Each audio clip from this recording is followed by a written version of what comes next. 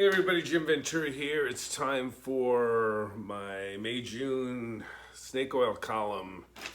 New one I wrote back in April, so I just want to kind of dive right in here because this is a subject I've had a lot of people asking me about, so I thought it was time to finally talk about it. So this month's column is called Finding Your Life Purpose. I need my glasses for this. All right. Some people become aware at a fairly young age of the purpose of their lives. This is wonderful and often chosen at a higher self level to get an early start. Most of us will have inevitably figured it all out. And this can sometimes take some time with lots of trial and error along the way. When we're young, natural talent, skills, and abilities may be encouraged by our parents or guardians that see the potential and help motivate us to achieve our goals. Still, the majority of us will experience little motivation or even at times disdain about our natural inclinations. This can be very difficult to overcome. Often parents have their own vision of what is best for us.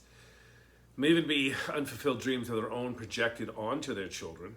Another common and at times either spoken or unspoken blockade or hindrance is, this is what all of our family members are supposed to do or be. A good number of people experience apathy from the family about motivating us at all. I was very aware of natural skills and things that excited me at a very young age. Many of the things I inevitably excelled in later in life had notable roots. And a number of artistic skills and interests in philosophy, strong leanings towards self-help, astronomy that led to astrology, writing skills and an urge to perform, and even a strong interest in television and radio.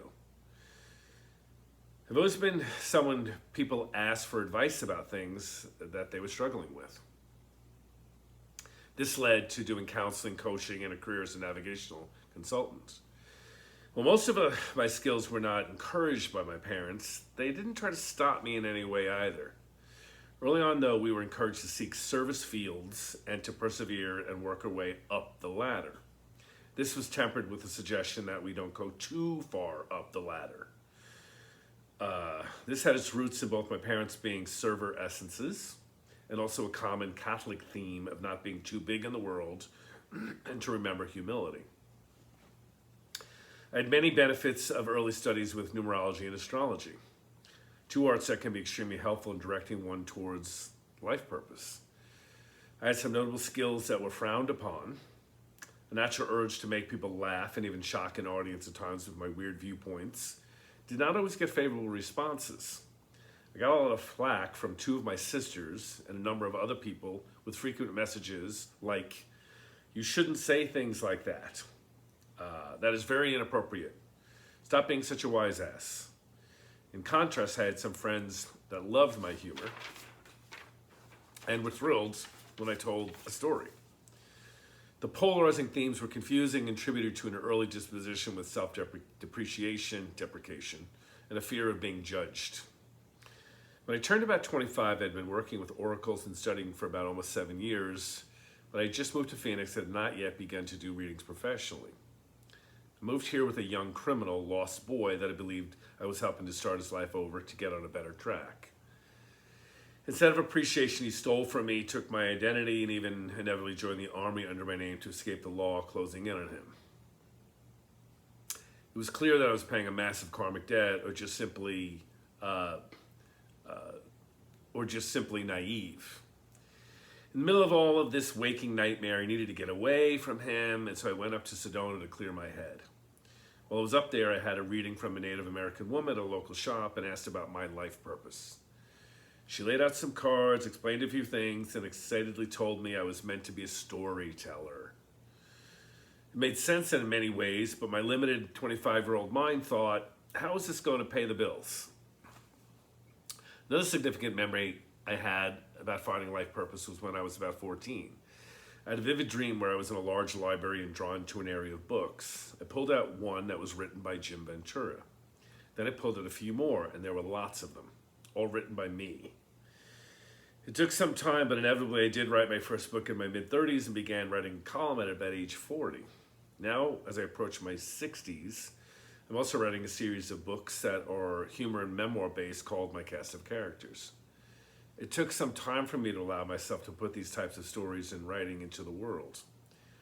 This was in part about needing time to collect some stories and characters to write about, but also to confront and overcome my fear of judgment, allowing myself to use my humor without fear of backlash. Better yet, to be concerned over possible backlash at all. People with a lack of understanding about the gifts of humor will always find a way to be upset. There's a significant card in the tarot, part of the major arcana, or larger life archetypes, called the sun.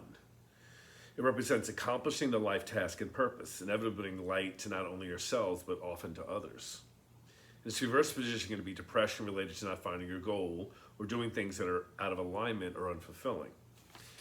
Every one of us is here for a reason, often for many different reasons. The process of finding our life purpose is more of a process and not necessarily a category. It may change at some point as well. We may happily focus in one area for many years and later in life shift gears and do something somewhat or completely different. We tend to think of life purpose in relation to what we do for a career, work, and income. Yet for many people, this can be secondary and far less important. We may precisely find something not overly challenging or even routine for work. This may free some people to become the most amazing parents and raise emotionally and physically healthy children. Some people might even accomplish this later in life and become wise, loving, and very needed grandparents. There are people who are able to prioritize taking care of animals with a deep desire to help dogs, cats, or other animals.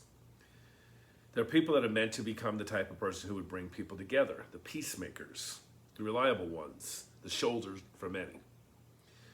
Life purpose may be about transforming a neighborhood or motivating others about an important cause. It may be about studying health, wellness, or even beauty, but not necessarily as a career. The possibilities are vast. The point is to remind everyone that career and work are just some aspects in our lives. As much as we don't want to see it, there are also the disruptors. And while their numbers may be far smaller overall, they have purpose too.